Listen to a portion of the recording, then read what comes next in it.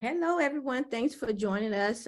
Joining Work with the Masters series called Ask the Masters. Today, we're going to be covering sharing information. But before we get started, I want to have everybody introduce themselves. So let me start with you, Pilar. If you could just share who you are and where you're located, that would be great. Hello, my name is Pilar Winch, and I'm located in Baltimore, Maryland. I am the CEO of Natural Alternatives in Beauty, and that's me. Pilar, how long have you been in the Sister Lock family? I have been in the Sister Locks family since 2001, Okay. and and it's been an amazing journey going from trainee to consultant to trainer, and Great. now mentor. Perfect. All right, Miss Roselee. Hey, good morning, everybody. I'm Roselee Mathu, and I'm located in Atlanta, Georgia. And I'm the CEO of Roselee's Natural Hair Care and the Director of Stylist Excel. And I'm excited to be here. All right. And I am Dana Wilson, Director and CEO of Hair Cares Inc. I'm located in Hopewell, Virginia, and I've been a part of the Sister Lock family for over 22 years. Hopefully that's not telling my age too much, but Whatever it is, it doesn't look it. right. But it is our pleasure to come to you guys. Our whole intention behind these Q&As is really, we support providing the Sister Locks experience as it is intended through coaching and mentorship. And this series is part of our what we're up to, making sure that you guys are informed about the Sister Lock way, not the way, but the Sister Lock way, and then also add in our experience over the years as well. So today's topic was sharing information. I think the last one we did was gathering information. And so we just want to follow up with sharing, how to share the information about Sister Lock, specifically when you're doing like a consultation. So Roselee, did we have any questions that were submitted? Because I think So we're going to Yeah, so the first question, remember, I don't know if we remember from last time, the young lady who had submitted pictures of the person with low density or their hair was thinning, yes. and you had given some advice about typically those kind of people will give you that type of information in advance. So when it's time to, if you come in for the consults and now it's time to give information about how Sister Locks can be beneficial for this person, how are some of the positive things about Sister Locks? How can you use that sharing part to let them know that there's hope for them? Okay, perfect. Thanks for reminding me. So if you don't know, I'm also a certified trichologist. So I help people with hair loss issues and scalp disorders. And I always get people that come to me that are having issues with hair loss, and they're concerned about if they're able to get Sister Locks. And so absolutely, you need to see the person. I mean, obviously you can't share and say anything sight unseen. You would need to see this person in person to be able to look at how severe the hair loss is, and have a sense of if this is permanent hair loss versus temporary. How you would know that without any education around hair loss is if the scalp is shiny, and it's like baby butt, like bald, that's an indication that it is scarred, that hair will never come back. If you don't see that, then there might be a possibility that hair can come back. And so therefore, one, you would probably want, depending on how severe it is, you would probably want to recommend that person to see a dermatologist or a trichologist. But if this person's hair loss has been like this for a while, and this is just what it is, you can absolutely establish Sister Locks. Of course, I would tell you that we always look at the density and stuff when we're parting the hair and everything. But we would, I guess, before that, to determine if it's temporary or permanent, we need to ask questions to the client to find out how long it's been, if there have been any new medications they've been introduced with, or any allergic reactions, if they change their diet. I would absolutely tell that person to get a physical, because it really starts with looking internally, and that's with blood work and things of that nature. So I would share with that person, please go see somebody. If it's something that just look totally out of your realm, go see someone so they can get a diagnosis, so you'll know if you need to move forward. Because if it's temporary, you can move forward. If it's permanent, and depends on how severe it is, they may not be a candidate.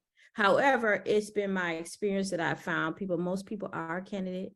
You just have to be mindful about how the tension that you're applying as you're locking the hair and maintaining. And then also the parting sizes is a huge factor in the overall beauty of the locks in regards to low density. Pilar, do you have any experience with people coming in with low density? Yes, I have. I have had quite a few clients who either have diffuse low density throughout the head or specific areas that were challenging. And it really is just trying to balance something that's going to be stable with the fullness and a gentle touch, because Yes. sister locks can be much more resilient than people think if they are cared for properly. Absolutely. Absolutely. I want to go address some of the fundamentals to share information just in regards to the consultation in general, right? I mean, you begin your consultation with gathering information about the client, but now it's your turn to share information about sister locks. And what you want to do initially for pre-education is share information, right? Share information about sister locks in general, what they are, and then also how the person needs to come into the consultation, like how much new growth should they have, how should their hair be when they come in. This is part of the sharing of information. Yeah, so that they're ready. So that pre-information helps to set them up. And you set the consultant and the client up so that they can have a successful consultation, because they'll be prepared for the next step of what happens when you're gathering information and sharing. One of the requirements at the consultation is to use the portfolio, the consultation portfolio. And this portfolio is designed to help you along the way so that you won't forget anything. So you don't want to miss this step, because it really is a guide to walk through making sure that the client is clear that their journey is their personal journey. You really setting the expectation for the client and for yourself, really, to see how, get the gist of how long it might take for the hair to lock and things of that nature. So you cannot forget this part at all. Good stuff. I was hearing the aspect of using the portfolio, because that's really your guide to how you're going to share the information. And also in light of the thinning hair person, I like how you said that, there are things that can be done. If you're thinking about certification, that wouldn't be the type of client that you would turn in for certification, but that is someone that you can have as a client, and you can change their lives that way. For sure. I agree with you. I definitely wouldn't submit that person for certification, only because it's just a lot of variables and factors that may be not linked for the standard. You might have to deviate from the standard depending on what's going on with their hair, but it's definitely an opportunity to use your skills And it is beauty and being able to enhance people's beauty when, especially they already come in the door self-conscious about what's going on. That you can use those skills to enhance their hair, enhance their beauty. Yeah. Yeah. So another, oh, sorry, go ahead. Oh, no, I was going to talk about a little bit of information sharing regarding a low density client, because they're going to be very sensitive about the presentation of brand new locks. So giving them a lot of reassurance that with this journey, you know, we know that locks expand and they fill in and there's fullness, and that there is the option for them to have a lot more fullness towards the, you know, as they proceed in their journey than what's going to happen initially, because you are trying to establish a foundation that is going to last for the long term. A question was, you know how people come in with their, so during the information gathering, the person had a hair goals pictures of what they want their hair to look like. And so in the portfolio, there is a section that talks about how Sister Locks looks different for each hair type. And the sentence is only, you know, it's only a sentence. How else can someone help their client understand that uniqueness? What else can they say on top of it works with your curl pattern when someone has fixated themselves on what they think they want their hair to look like? Yeah, I would say that even before they come in, even to meet the person, I'm making sure that I say this like 20,000 times, that they understand that, are you ready for your journey? You know, and then I've always asked, you know, like, of course, how did they find out about Sister Locks? A lot of times they seen another Sister Lock wear and they say, oh, I liked her hair. And I said, well, you know, that yours going to be uniquely your journey. And that is, in most cases, yours is not going to look like hers or his that you've seen. But using that consultation portfolio, you can reiterate that picture by picture. Notice that each person has Sister Locks, but they look totally different based off their particular hair pattern. You just want to overemphasize that point. Yeah, and I can't, well, that's really the key, overemphasizing certain things so that they will stay with the person when they leave, because they're going to get a lot of information and they're going to hear it, but they might not absorb it all. But we want to make sure they come away with certain very important key factors in relation to how their journey is going to be, what you can project.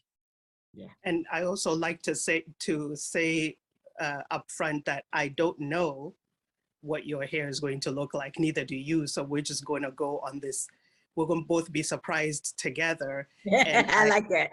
I like to, at each appointment, just make a really big deal about, especially if they're doing what they're supposed to and their hair is developing the way that it's supposed to, how excellent a job they're doing with the maintenance. And man, you're about to be a model client of whose hair looks like this, right?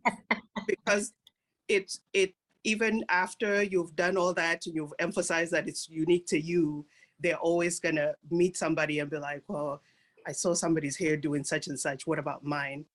I have a funny story. I have two sisters that both have Sister Locks, and one sister was like a rogue, she was a rogue client. She did whatever she wanted to do, but her hair was resilient, and if she needed any fixing, she was willing to pay for it.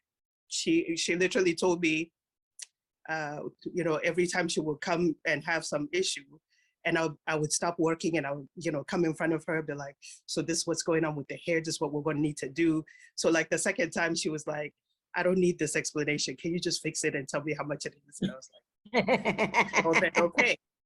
So her sister's hair was more sensitive.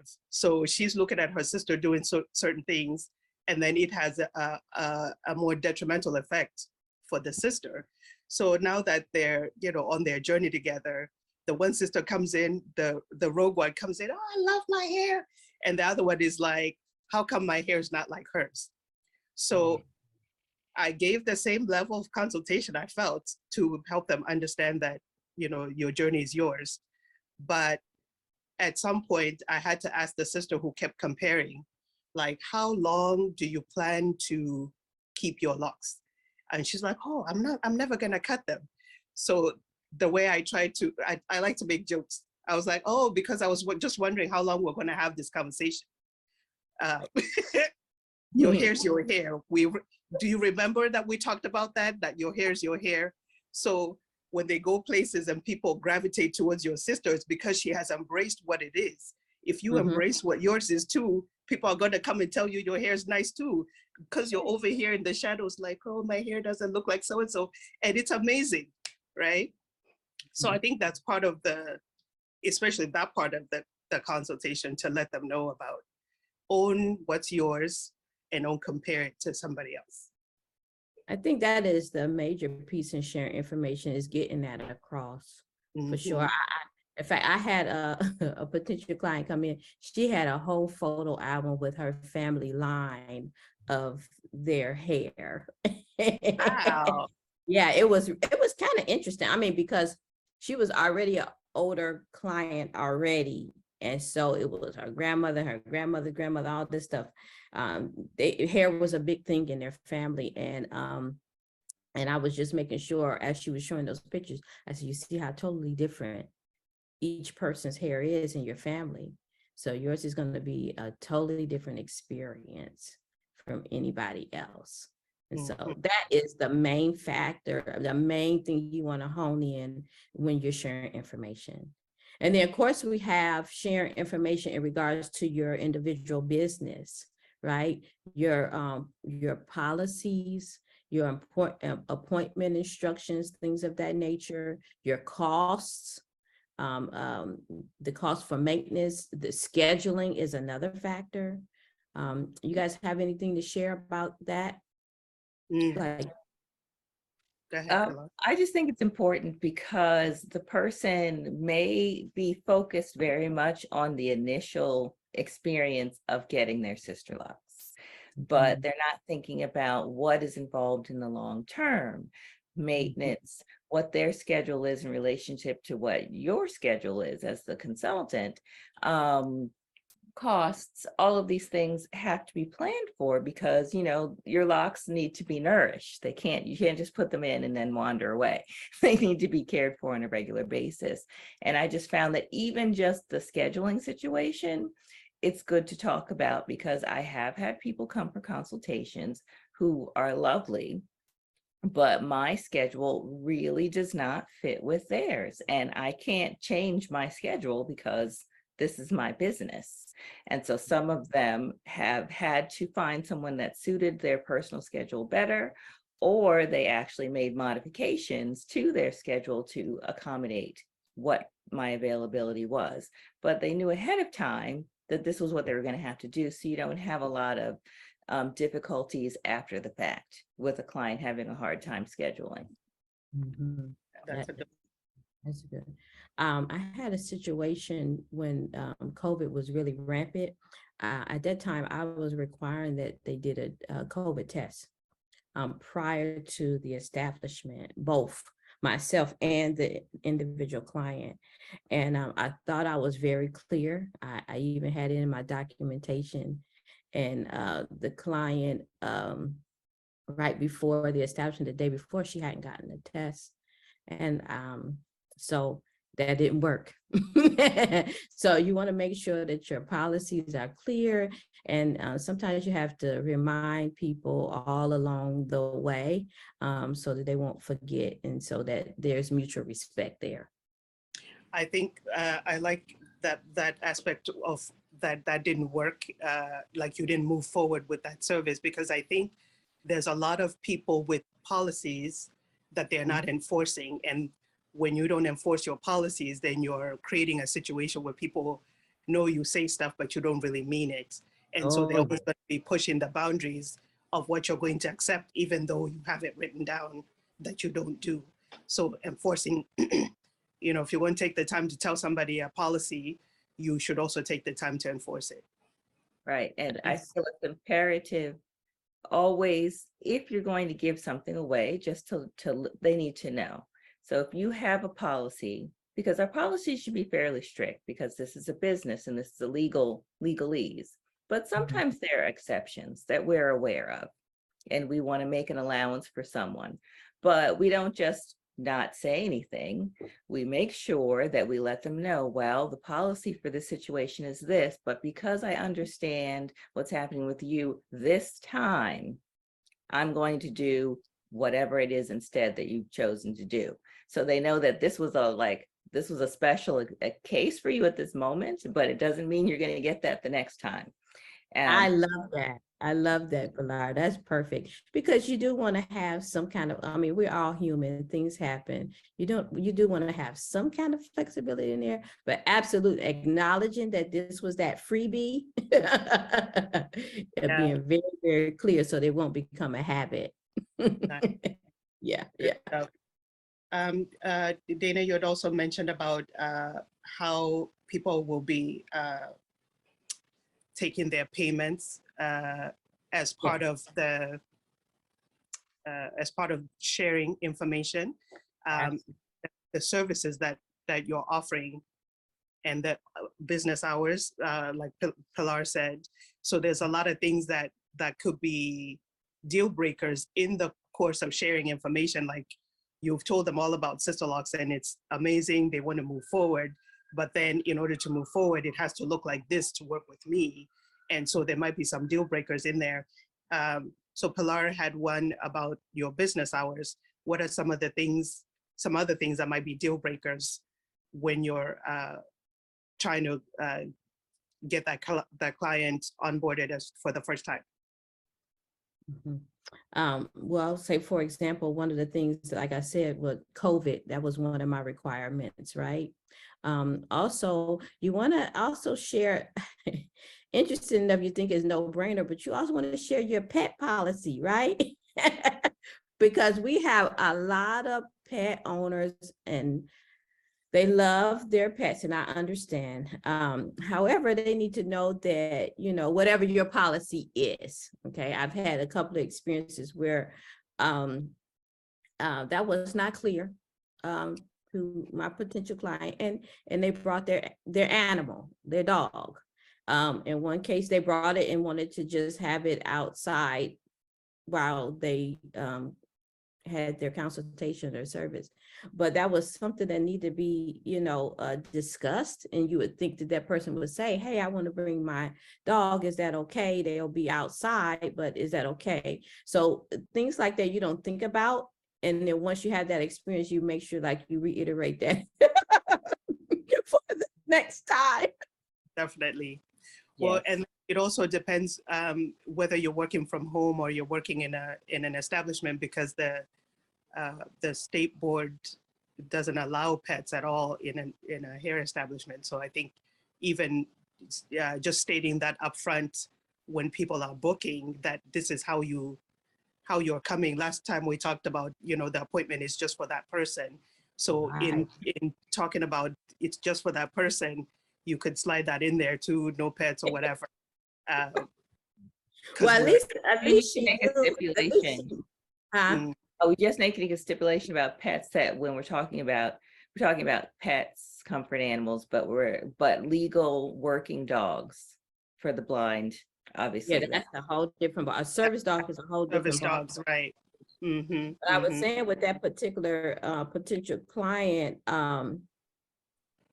she knew that obviously she hadn't talked to me that she couldn't bring the dog inside, but her whole plan was to keep the dog outside, tied up outside, just so the dog would be able to free to use the bathroom and move her about.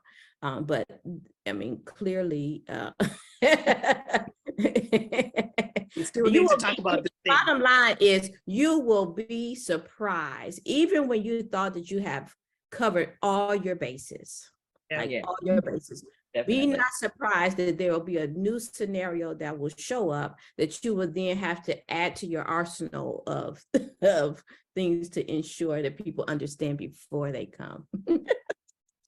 I like to think of policies as those things that you do or don't want to happen again. Like if you want them to happen on a regular basis, then, you know, that's the policy states that.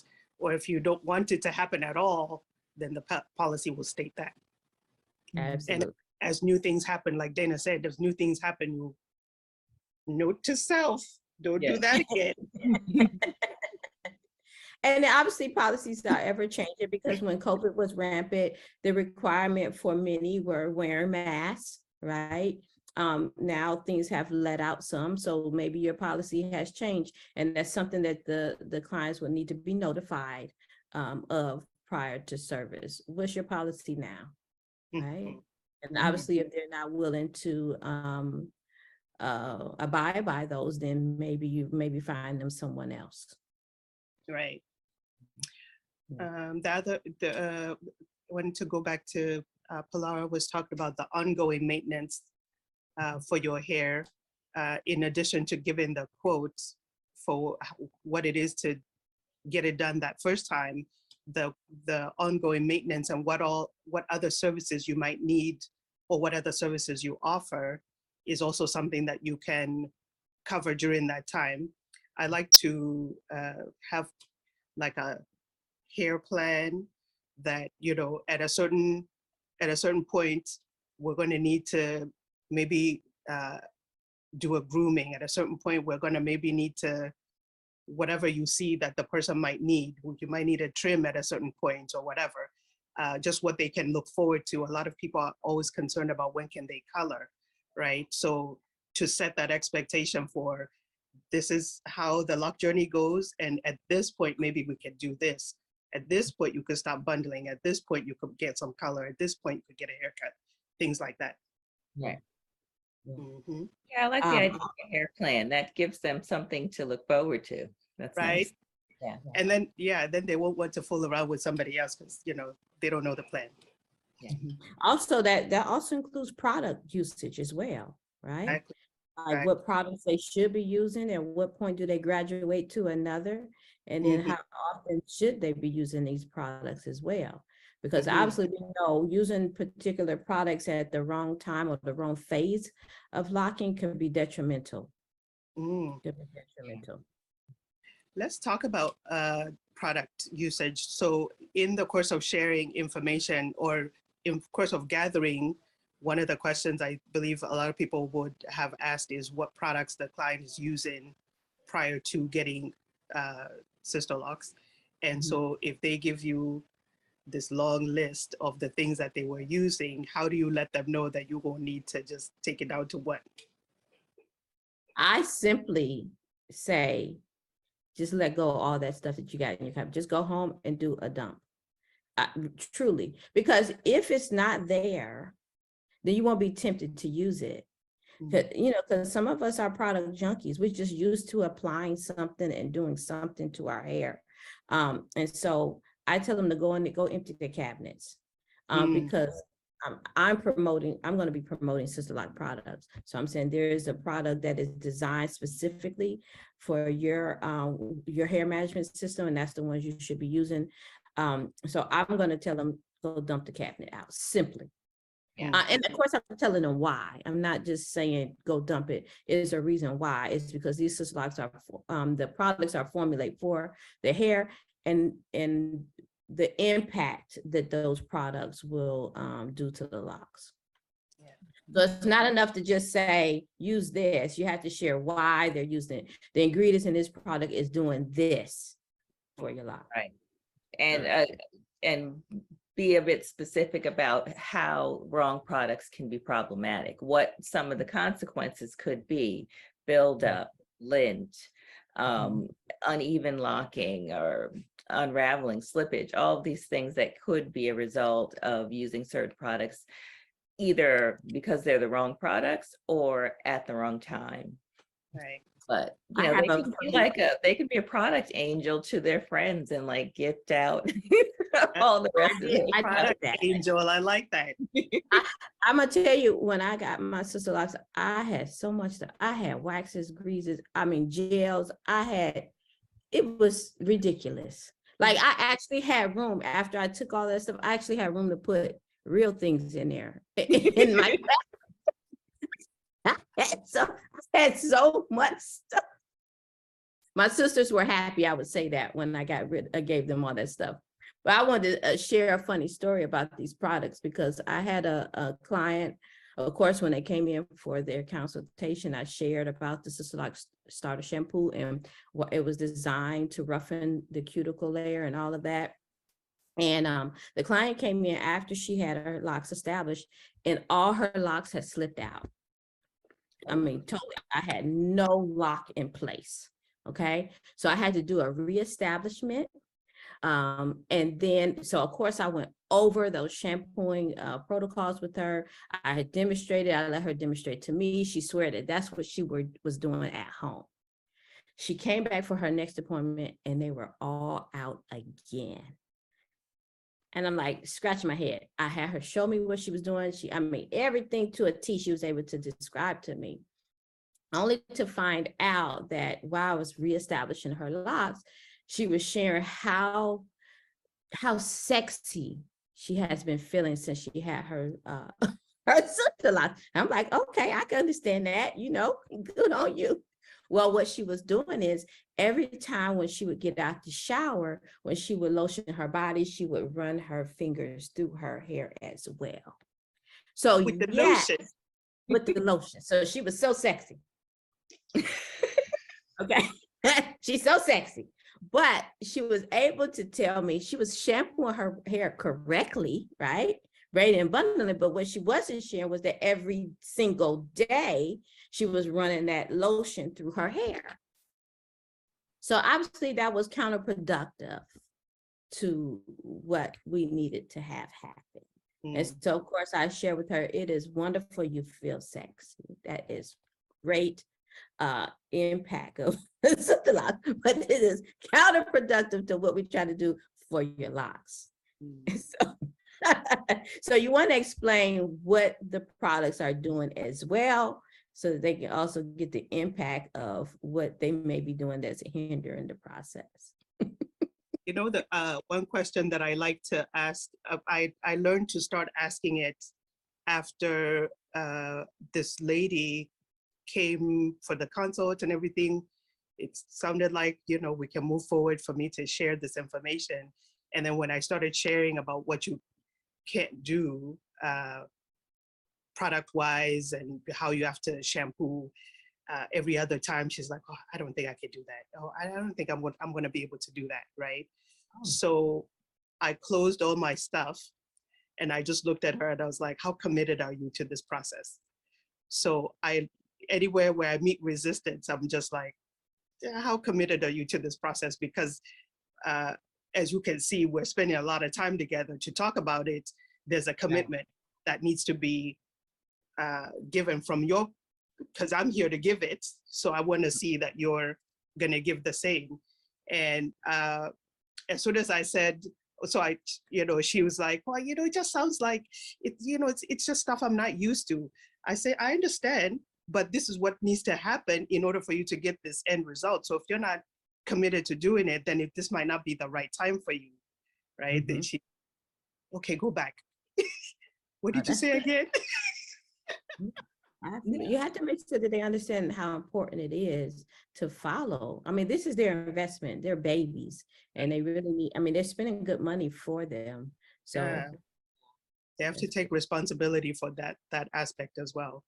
Yeah. So no, I was just, based on what you were saying about how committed maybe this isn't the right time, we do need to make sure that to be wary of people who are extremely decisive, as in, I know I want this. They're not really listening to you. And because you might be like, you know what? I know we could schedule you for something today, but I want you to go home and think about it for a couple of days and then get back to me. It might seem counterintuitive to push away that immediate decision, but if you get a vibe that a person is rushing the process, you're just going to have problems with them later because they won't be ready when they actually come for the establishment, and then you have to deal with the ongoing issues of an unprepared person. Yeah. That is a great point. Vibes. That's a good topic to talk about, vibes, because you should feel the vibes, I think, early, right? Maybe even before you start sharing information, we'll be like, yeah, this vibe is off. We don't even need to go that far. Yeah. And not to override if it feels like it's probably going to be a problem, it probably will be, right? And so how should people work through trying to navigate like this vibe is not feeling good? How can I extricate myself from this situation? Yeah, you have a couple of ways you can handle it. I mean, you could have a busy schedule, that would be one, or you can offer them another consultant that you think will be a better match for that individual. For example, if the client comes in and they need, they're kind of high maintenance, and I'm not saying that in a negative way, but I'm just saying like if they need a full service salon, meaning that they want styling, they want color, they want someone else to shampoo their hair, and that's not the service, all those services you don't provide. That would be high maintenance for you, that you don't accommodate. So it might be best for them to go to someone else, so I would then, in that case, absolutely, maybe find or recommend another consultant that they can see. Hi, Denise. Hey, lady. Can you hear us? I don't think she can hear us right now. Can you hear us, Denise? No. I had to join from my laptop. Okay. Pilar, do you have anything to add about that if the vibe is just not right? Yeah, similar to what you did, scheduling. Well, I have to go over my schedule a little bit to see for sure what I have available, or just being clear about my availability is in the far distant future. So you have some time to think about the person. One that I personally have not used, but I know another consultant who does use it, and she's just very straightforward. And she's like, I've had a wonderful experience with you, but I've come to realize that, based on some things, we're not really a good fit. So I'm going to need to so I encourage you to go to the registry, because there are some other great consultants out there. So, I mean, you can just be very direct about it as well. Mm-hmm. And sometimes that's just the easiest, because now they're not texting you and blowing up your phone trying to get you to see them. Right. They say you tell them 6 months and they call you in 6 months. On 6 months on the dot, right? Yeah. Or you can say that they're just, based on what you've told me, it sounds like you're really interested in getting sister locks, but you are just not ready at this time. And I don't like to force people to do things they're not ready for. So I'm gonna defer for right now. Yeah, I've used that one a lot, that it doesn't appear that this is the right time for you. Yeah. I also like to use business hours as a way of, because I like asking that early in the information gathering. So then I already know that your work schedule is not going to work. So we're going to get to a place where when I start sharing, you are going to be like, oh, it doesn't look like this is going to work. Yeah. Mm-hmm. Denise, can you hear? Yes. Mm-hmm. Oh, yay. Mm-hmm. Welcome. Sorry. Worries. Tight Mondays. That's all I got to say. I also encountered a situation where the young lady had half of her locks established or half of her head established, and she needed someone to finish the rest of it.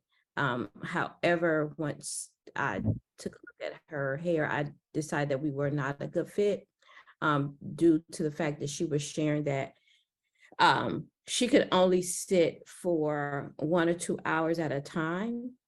And that was the issue that she was having with her current consultant, was that because she could only sit for 1 or 2 hours at a time, they were planning to do it for like every day for a couple of hours. Mm. And every day for some reason the consultant couldn't do it or she couldn't do it and it never got done. And I wasn't willing to do it that way. I didn't have time to have someone come every day for a couple of hours. And I didn't foresee that that would be good for me moving forward as well. So I in turn referred her to someone else who was willing to do it just like that. And they were able to get that done. So yeah. There's someone for everyone, I think. Right. I think we shouldn't feel like you have to take on something that doesn't feel like it's gonna work or trying to contort it to make it. Yeah. You all know that all money isn't good money. And it could be a personality thing. Some people are very vocal about their personal views on certain issues.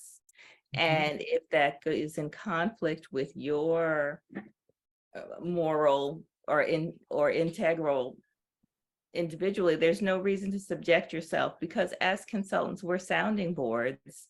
People share their personal thoughts and feelings with us. But if that's going to become a stressor because you can't stand their personal thoughts and feelings, it wouldn't be wise to put yourself in a situation where you have to deal with that all the time, because everyone's free to think and feel how they want to feel. So yeah, it just made me think about your environment as well. So you may have the TV on during service or the radio. That might be a conflict with that. Or do you allow people to talk on the phone while they're getting serviced? Or do you allow eating in your space? So these are some of the things that you would need to share during your consultation. Are you allergic to something that, the person cannot bring into your space? These are some of the things that you would want to share and discuss up front. Yeah. Good stuff.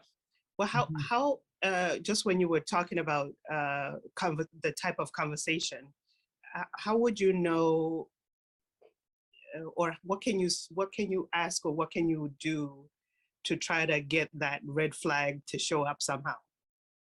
In regards to what? In terms of the conversation. Yeah, the direction of person. How will you know that this conversation, like this person's conversation, doesn't gel with me? Well, that is a hard one to do. Sometimes it turns out to be one of those after the fact situations. But I think, in addition to asking questions about their hair history and things that pertain particularly to their hair, we are encouraged to do, acceptance issues and things around their lifestyle. So, just generalized questions about, or do you have a family, or, what do you do for work? And, a lot of times people will pour out things about themselves. Right. So that you can get a better understanding. And presentation as well. Is the person, are you an open person? Hopefully, as consultants, we're open and generous people. I hope so. But is the person blunt? Are they direct? Are they rude to you? I mean, if they're that way in the consultation, then that's who they are. Even if they're anxious about getting sister locks, your interchange with them is anxiety producing, then you need to reflect on why. Why is this, what is bothering me about this interchange when it seems like we're having a pretty straightforward conversation? Yeah.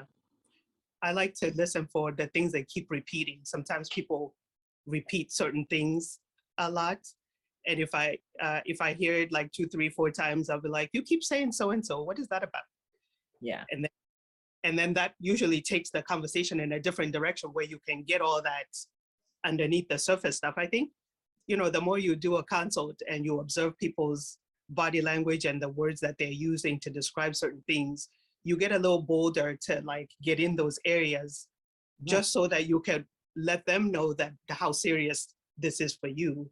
Like if we're gonna, I think I flat out say that, like, I like my conversation to be positive. So I'm gonna ask you, how do you feel about work? That's one of the ways I ask certain things is, how do you feel about the work? What do? You feel about your work? And if they hate their job, we're gonna have to spend some time right there, because I need to find out, are you trying to do something about that, or you just a person who likes to sit incomplete? And then I'll know how to move forward from there.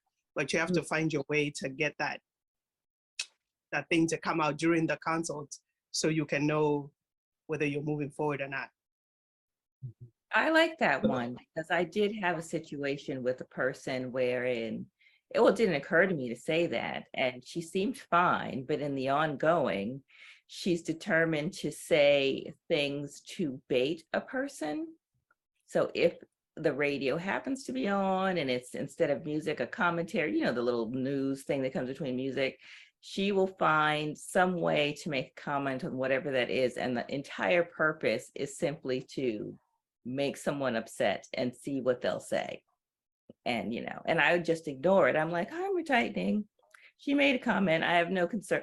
And then she would just repeat it and keep reading it. And eventually we had to, I had to take her aside and we had a chat about that. But if I would have thought about that in the beginning, like, I like to keep conversations positive. I don't like to, this is not a space for debate.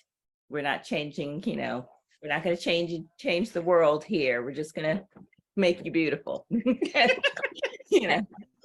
reminds me of a scenario I had with a long-term client that was typically positive. Then for some things that obviously were going on in her life, and I mean, you could not redirect the conversation for anything to have her have a positive spin or anything. And you could actually feel the negative energy when she walked in the door.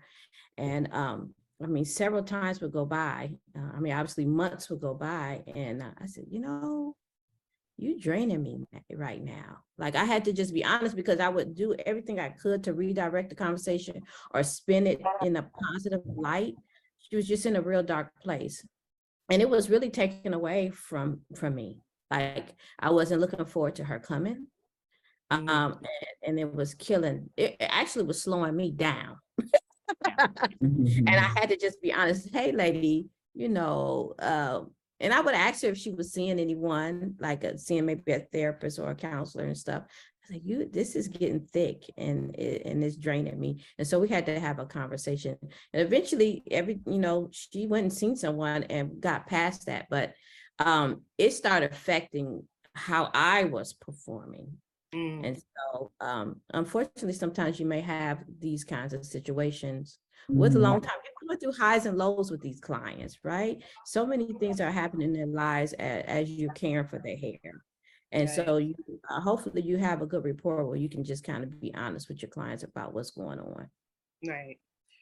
I like how you described that the energy that she walked in with. So that is even when the client first walks in the first time, you're also paying attention to the breeze that they bring in, right?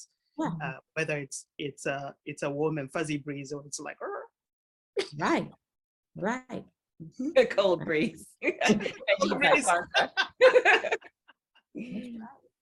Yeah. But I've always also had scenarios where people's energy, I mean, obviously energy sometimes changes from day to day too. I mean, it's not that one that's constant. Some things are just constant, right? But I've had scenarios where that initial meeting was not good. Like the energy was totally off. And then the next time it's like brand new person, maybe I caught them on the wrong day. That first impression was really not it. Or you can change it in the course of the conversation, right? They can walk in a certain way, but then you can change it over the course of the conversation that you have with them. I had a client come for a consult who had sister locks before. And so she came in with the energy of, I've had them before. I don't need to go as in depth with this consult as she could tell as I wanted to, right? And so she kept dismissing the things I was trying to tell her, but I'm clever, right? So I found my way. I found my way to the real issue, and the real issue was she's not recently divorced, but she was going through some things within that divorce, and so her conversation was just like that. She just brushes things off, So when I insisted on doing things the way that I do them, I understand that, yeah, I understand you already know, but did you also know X, Y, and Z? Oh no, I didn't know that. Okay. So then as I did more of, but did you, yeah, I understand you know that, but did you know? Then she was like, you know what? I've never had a consultation like this. Yeah, because yeah. You need to, right? You need to come open to the experience that you're going to have with someone else. And the same for the consultant. Like, it's not everybody who comes in that you just run through your script the way that it, whatever. You're going to, yeah, you're going to switch it up for each person and feel for what needs to be done for that person. Because really, at the end of the day, some other transformation is happening when we do sister locks, right? There's a different transformation happening on top of transforming their hair. So you have to be open to, like, you know, maneuver that. Yeah. I had a client, a long-term client who I hadn't established. She was a transfer client, and she decided she wanted to reestablish her locks because there were some valid concerns about the first set of locks that she had. However, I knew all of the story of how she was with her first consultant. But of course, we had a consultation. Just because she's my client already doesn't mean we're not. So we had a consultation, and I laid out everything. This is what we're going to use. What products are we going to use? Only Sister products. How are we going to care for her hair when we shampoo it? Yes, we're going to be braiding and banding. There will be no skip. And she's like, oh, but you know, I didn't do, I know you didn't do any of the things with your other consultant, but you're going to do it with me. Are we on board with this process? Because this is the way it goes. And so far, so good, because, you know, I had to release her. She's military, so she's now off with someone else.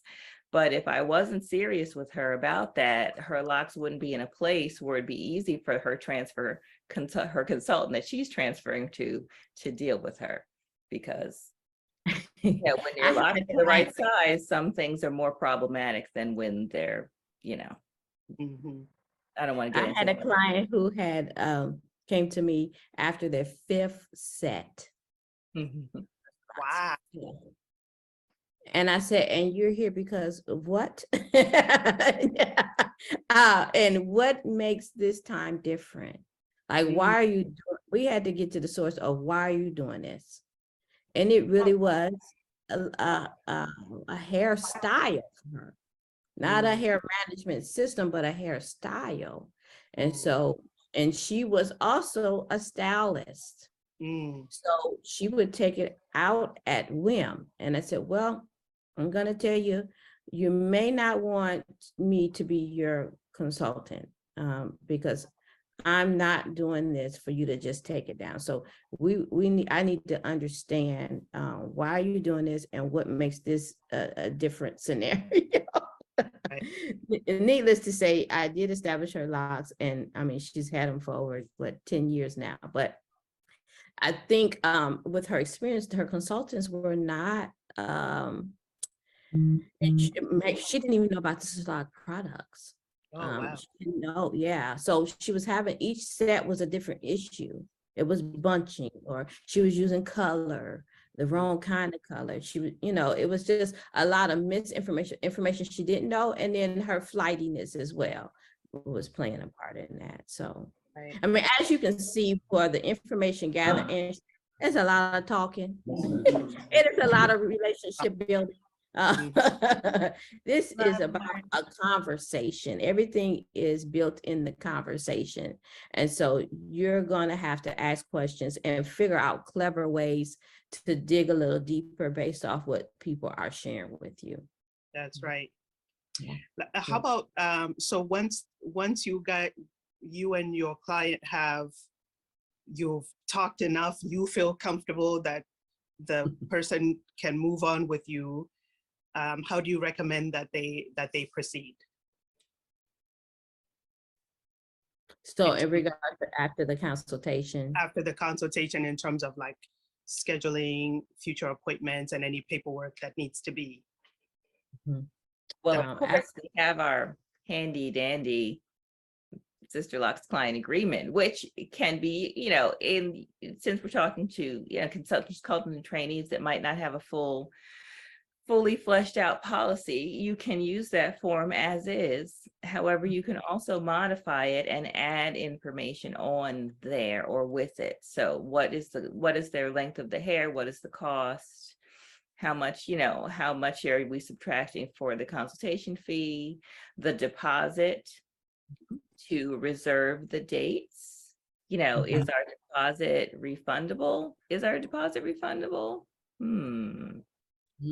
Good question for you to figure out. Yeah. Also, do you have a late policy? Yeah. What is the grace period are you allowing for the client to be a little tardy? What is your policy on being a no-show? Oh yeah, girl, I learned that one the hard way. Also, are you doing reminders to the client as well for their appointments? Is this part of your protocol? You might want to share that. I can do a 24-hour reminder call. I've heard of some consultants say they have the client call them. Confirm. Okay, I know that's right. That sounds How good. serious are you? And how do you schedule? I schedule several appointments out because I have, in order to organize my calendar, I have to know my standing clients are in place. If that's not something that you can do, maybe because some people have work schedules where they don't know what their schedule is until right before. I can't do that. I need to be able to give you at least 2 to 3 months of appointments ahead of time. If not, maybe 4, maybe even 4. Yeah. The other thing is, that's interesting to say that because sometimes, depending on how booked your schedule is, if the client needs to reschedule, what does that look like? Are you able to accommodate those people sooner than later? Or if they missed it, does this totally take them off schedule because you don't have anything for 2 months down the line? This is something they might want to know before deciding to choose you as a consultant, because maybe that doesn't work for them, Right. because the For me, schedule are.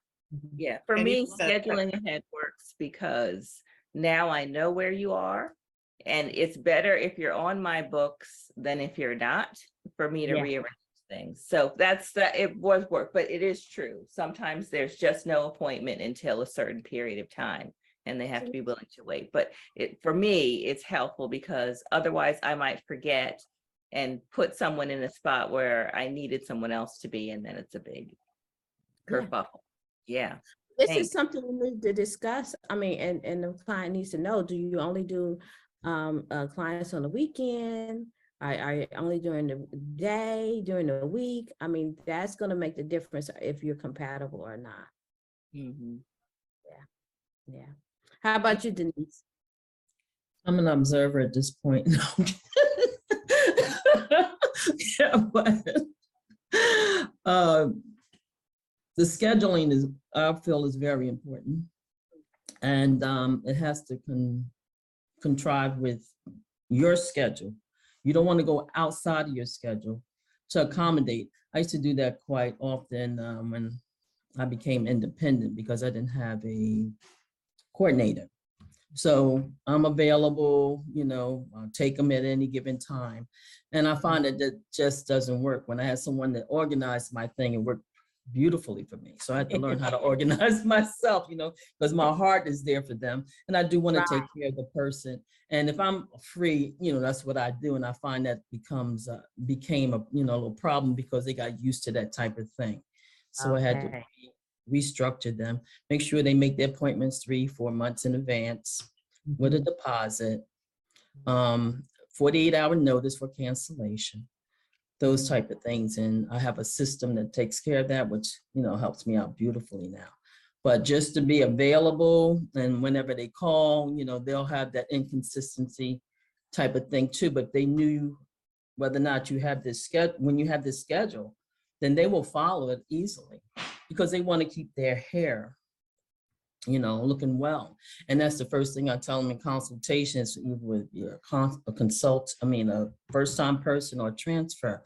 It's a schedule in place that you have to keep. It's not when you feel like coming to get your hair done. In order for the integrity, you got to maintain your appointments. And so I gauge the appointments based on the density of the hair, how many locks they have. So it's anywhere between 4 weeks to 6 weeks. I put them in that category. Everybody for me can't be just 6 weeks. Everybody for me can't just be 4 weeks, because the time frame I'm working in gives me the ability to do a certain amount of people per day. Yeah. So, Absolutely. yeah. I would like to touch on one area about the locking session or that establishment, given the expected time frame. How do you share that? Personally, if they're a new establishment, I usually give them like a month. Each month, 4 weeks, no more than that, because their hair is doing a lot of shifting. Okay. They're not quite in control of the knowing of how to maintain their hair. So I don't want them to be out too long with any kind of, mishaps or things like that. If they have a curl pattern that is with no roughness to the cuticle, high density and deep, well, sometimes I bring them in for 3 weeks just to stay on top of it, to control the hair. So the locks are larger, the hair is more dense, with a whole lot of activity in that curl pattern. So at the beginning, that's what I'll do until I find that it's easier to complete that retightening within a certain time. Then I'll back them out to 4 weeks or 5 weeks, that type of thing. But if they're a transfer client, I start them off within a month's time and see how I flow with them to get their hair done, because you don't know what's going on up in there until you see it. And a lot of times you may have to repair something. And then you just, I put them in a space where I know I can finish them within the hour frame I have for retightening. Yeah, absolutely. Setting expectations is a big deal. I mean, that's part of the consultation is you're assessing their hair. I mean, they're assessing you and you're assessing them and the hair as well to give you a sense of how much time you need to allot for each person. Right. Roselee, before we conclude, I just want to make sure that there was no other questions that was submitted or asked upon us before we conclude for today. Questions, but I wanted to also add about the scheduling of the locking session and the follow-up. Yes. That those should be done at the consult so that there's no chance for the person to fall off their follow-up routine. Exactly. And Oh, yeah. from the follow-up routine is when you will determine how long the interval, right? What their appointments should be. And I like to graduate it like Denise, I keep telling you guys, whatever Denise does is what I do. Right? So you start off, right? You start off with the shorter time frame, and at each time that you see them and you see that you have some level of predictability or whatever, you have some control of what's happening with their hair, then you can always increase the time. But it's always about trying to get a certain number of people done in a certain amount of time for you to run your business properly. So just planning ahead, really, I think is what the general message should be. I would say as a trainee, you want to like overestimate the time it's going to take you to do an establishment. If you think it's going to take you 2 days, tell them 3 days. I mean, because you don't want there to be an issue that you didn't complete it. And then now you're trying to figure out how you're going to get this person back on the schedule to be able to finish that establishment. So you want to overestimate. If it only takes you 2 days and you told them 3, they're going to be happy and like, she got me done fast, or I got a day off of work, because people are planning around this, this event, because it really is an event. Both ways, right? That the client should set aside the time. They shouldn't sit in your chair and then decide they don't have enough time to sit for that day. They should set aside the time, and you confirm that you're able to sit here from this time to this time so we can make some progress. Right. So having a clear understanding of what a day is for you. Is a day 6 hours? Is it 12 hours? What is a day? So they know, oh, okay, there's no planning of extracurricular activities on my locking day. Yeah. And what does that day look like? Are you going out for lunch or something? Are you bringing food with you? Like that I've seen has posed a lot of issues where people will go and be gone for several hours at a time. And the consultant is waiting there. So these are things that you need to discuss up front so that you won't be in a situation. Right, you can't wing it. You gotta structure it, you know? It's too much work and too much time to There's wing. work to do. And too many interruptions, you know, if you don't do it properly, you know, you let them know the time frame, let them know if you got breaks in advance, you can bring your food, you know, those type of things. TV is here, you know, but if you prefer, you know, just being on your phone or whatever the case may be, you know, you work that out. Or if you want music, you know, I just tell them the variety of things that they can, you know, enjoy during the process. But I give them personally, I give them like an hour lunch. I give myself an hour lunch and I do an 8-hour day. And that has to do with, you know, so I'm going to do 2 days no matter what. I don't care if you got 2 inches, I'm still doing 2 days. You know, That's right. I'm not wearing myself out, you know. Yeah, so, but if they have more than like 8 inches, 9 inches, I may put on a third day. Yeah. Because I try to only to do 7 hours to about 8 hours a day. And it just generally completed. 99.5% is complete. And it's You definitely want to pace yourself. And you want to pace yourself. You don't want to overwhelm yourself.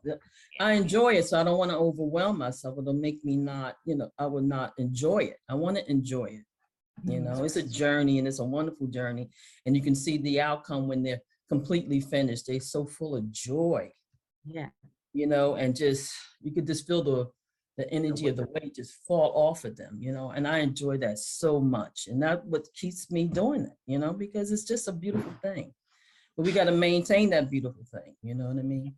But if your expectations are realistic to what you can accomplish, then Right. you can feel good. You know, example, I had a client with so much hair that a section was a day.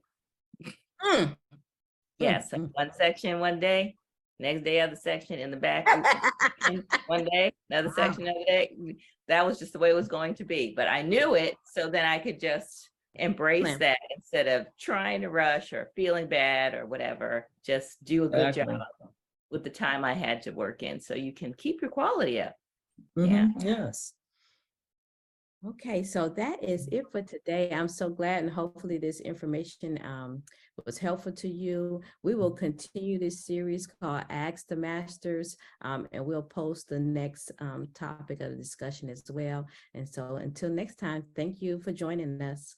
The Stylist Excel Network is an online platform that will allow you to build your business faster. I've been mentoring students in person and helping them to create 6 figures, helping them to quit their day job, helping them to have a clientele that helps them get to their saturation point, and also that has helped them to start mentoring other people. If you're just graduating from class, or you're feeling a little stuck in your current business and you want to get to a 6-figure place because there's no reason why you can't get to 6 figures with the Sisalux business. If you're not there, then I'm available through this online platform to do that for you.